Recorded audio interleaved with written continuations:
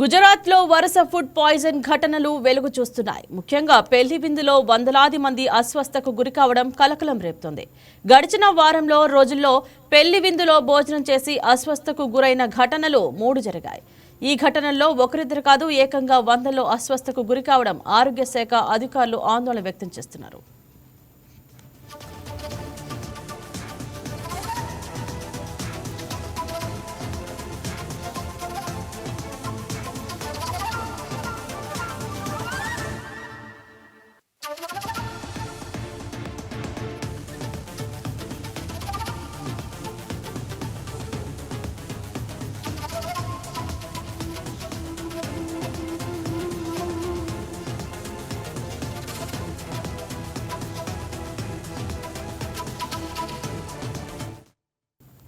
గుజరాత్లోని దాహోద్ జిల్లాలో పెళ్లి విందులో భోజనం చేసి 400 మంది అతిథులు అస్వస్థకు గురైన ఘటన తాజాగా వెలుగు చూసింది.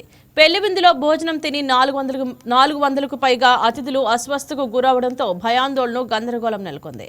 ఇది అతిపెద్ద ఫుడ్ పాయిజనింగ్ కేసుగా అధికారులు అనుమానిస్తున్నారు. బాధితులను చికిత్స కోసం హుటాహుటిన ఆసుపత్రికి తరలించారు. ఫుడ్ పాయిజనింగ్ ఎందుకు అయిందో తెలుసుకునే ప్రయత్నం చేస్తున్నారు.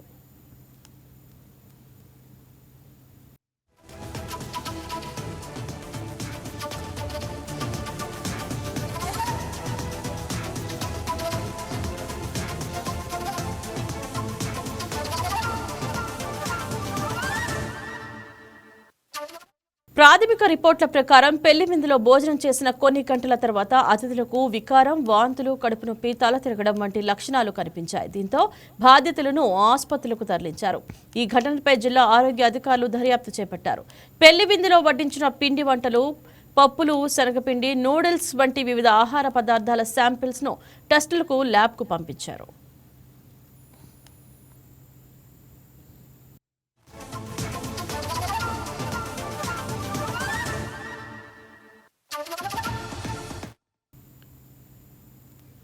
ఇలాంటి ఫుడ్ పాయిజన్ ఘటన ఈ నెల 16న గుజరాత్లోని తెహ్రీలో ఓ పెళ్లి వేడుకలో జరిగింది.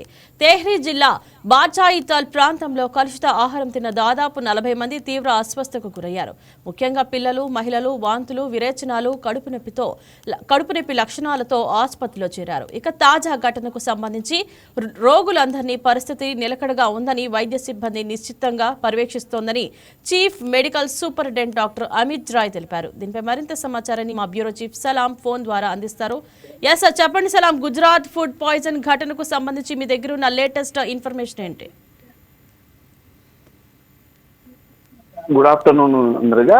ఏదైతే గుజరాత్ లోని దాహోద్ జిల్లా అబలోడ్ గ్రామంలో జరిగినటువంటి దురదృష్ట ఘటన, ఇది ఒక దురదృష్ట ఘటనగా మనం చెప్పుకోవచ్చు. ఎందుకంటే మొత్తము ఈ యొక్క వివాహ వేడుకలో మొత్తం 400 మందికి పైగా ఇక్కడ ఫుడ్ తిన్నటువంటి వారు 400 మందికి పైగా అస్వస్థతకు గురయ్యారు. అయితే వీరిలో 200 మందికి పైగా తీవ్ర లక్షణాలు, అంటే కాస్త ఎక్కువగా వారికి తీవ్ర అనారోగ్యం కావడంతో వారిని వెంటనే దగ్గరలోని ప్రైవేట్ వైద్యశాలకు తరలించి ప్రస్తుతం చికిత్స అందిస్తున్నటువంటి పరిస్థితి మనం చెప్పుకోవచ్చు.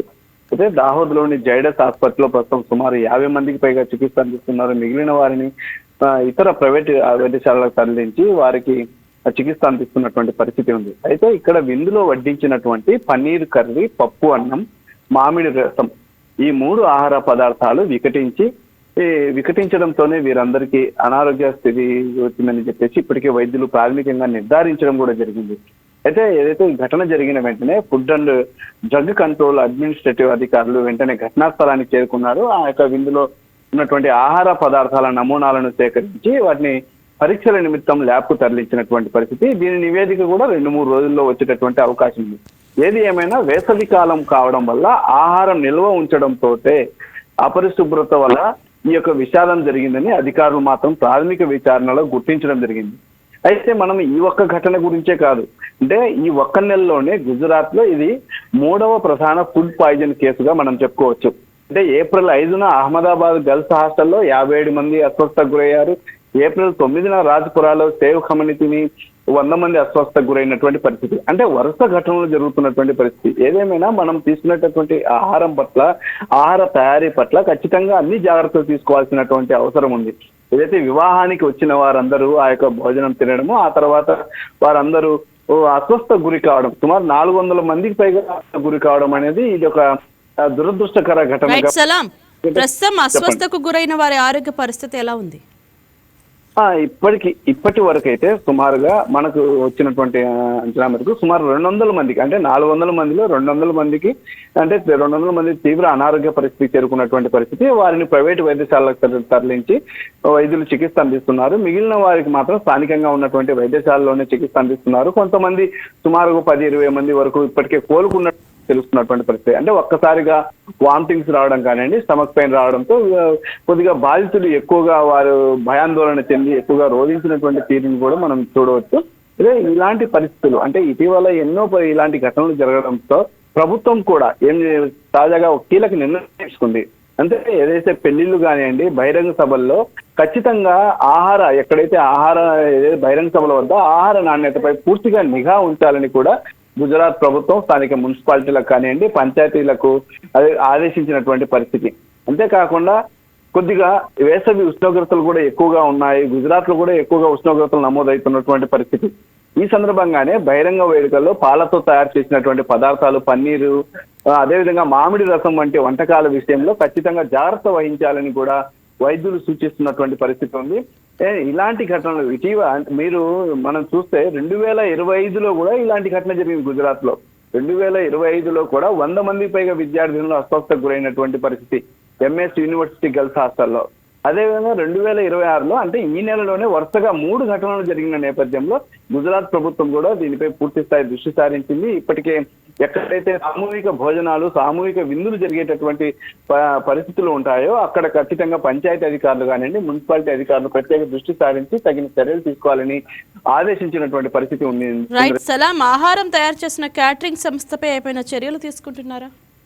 అంటే ఇప్పటి వరకు అధికారులు అన్ని వివరాలు పూర్తి స్థాయిలో ఆరా తీస్తున్నారు. అసలు ఎవరు తయారు చేశారు, దీనికి ఆహారం తయారు చేసేటప్పుడు ఎలాంటి నాణ్యతా ప్రమాణాలు పాటించారు అనేటటువంటి కోణంలో మొత్తం పూర్తి వివరాలని ఆరా తీస్తున్నారు. దీని మొత్తం ప్రాథమిక విచారణ పూర్తయిన తర్వాత ఖచ్చితంగా కేసు నమోదు చేసే అవకాశం ఉందని కూడా మనం చెప్పుకోవచ్చు. ఇంద్రజ, ఈ ఘటన తర్వాత రాష్ట్ర వ్యాప్తంగా ఫుడ్ సేఫ్టీ తనిఖీలు పెంచే అవకాశం ఉందా? మీరు చెప్పింది ఖచ్చితంగా 200% కరెక్ట్. ఎందుకంటే ఇప్పటికే గుజరాత్ ప్రభుత్వం కూడా దీని మీద సీరియస్ గా, ఎందుకంటే ఒక్క నెలలోనే 3 వరుసగా ఘటనలు జరగడంతో గుజరాత్ ప్రభుత్వం కూడా దీనిపై సీరియస్ గా స్పందించింది.